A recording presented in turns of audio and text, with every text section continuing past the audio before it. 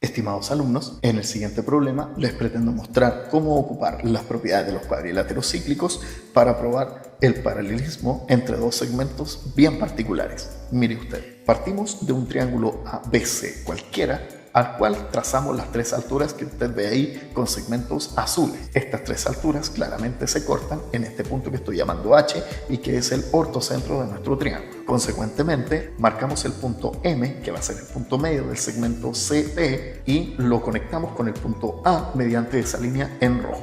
Después marcamos la circunferencia que contiene los puntos A, F, H y E, que existe debido a que el ángulo en F y el ángulo en E son de 90 grados. Entonces esta circunferencia debería cortar a la línea en rojo en ese punto que estoy llamando X, y además la línea roja con la altura CF se cortan en este punto que estoy llamando Y. Como última construcción, vamos ahora a marcar el segmento BX y lo vamos a proyectar hasta que corte a la altura AD en este punto que estoy llamando Z. El desafío de este problema es demostrar que la recta que une los puntos Z e I es paralela a la recta que une los puntos B y C. Es decir, las dos líneas que yo estoy marcando ahí ahora son paralelas. Para la demostración, lo primero que vamos a hacer es marcar el segmento FX y notar que el ángulo en rojo que yo estoy destacando ahí debería repetirse ahí arribita por la ciclicidad de los puntos, ¿verdad?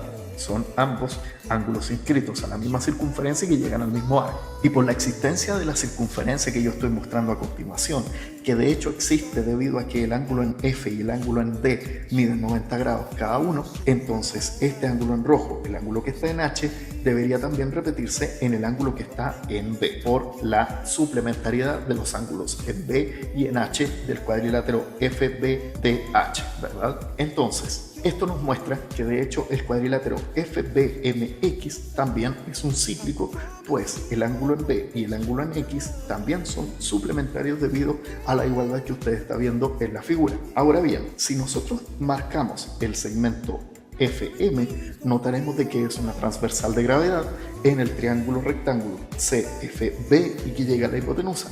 Por lo tanto, debería medir lo mismo que los dos pedacitos en los que ha quedado dividida la hipotenusa. Por eso yo lo estoy marcando ahí con una rayita. Y observar de que con esta rayita en realidad estamos haciendo ver de que el triángulo FBM es un triángulo isósceles y lo vamos a ocupar a continuación. Mire usted. Primero, el ángulo en moradito que usted está viendo ahí debería repetirse acá al otro lado opuesto por el vértice, y ese ángulo de ahí debería repetirse ahí abajito por la ciclicidad de los puntos. Ese ángulo de acá, a su vez, debería repetirse del otro lado, pues estamos en presencia de un triángulo isósceles. Y ese ángulo de ahí, debido a la ciclicidad de los puntos FBTH, cuyo circuncírculo lo estoy marcando ahora de rojo para no confundirme en la figura, debería repetirse, ¿verdad?, en el ángulo de arriba, el ángulo H, por la suplementariedad, insisto, de los ángulos en B y en H. Y ese ángulo de arriba, por ser opuesto por el vértice, se repite ahí en la sección de abajito, en el ángulo ZHI. Esto nos muestra entonces, marcando el segmento HX, que existe una circunferencia que contiene a los puntos ZI, HX.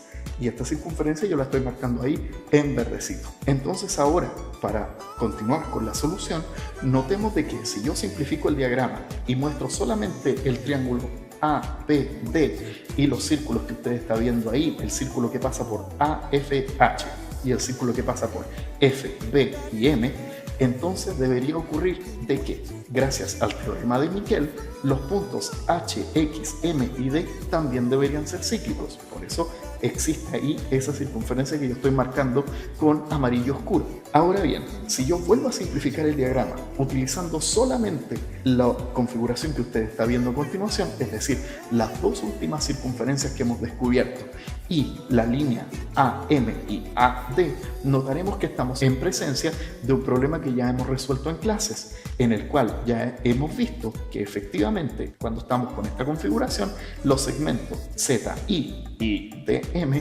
son paralelos, y esto finalmente termina de demostrar lo que queríamos. Y efectivamente existe el paralelismo entre las dos líneas rectas que yo estoy marcando ahí con segmentos punteados. Entonces, estimados alumnos, espero les haya quedado clara mi explicación, y ante cualquier duda, por supuesto, usted ya sabe cómo encontrarme.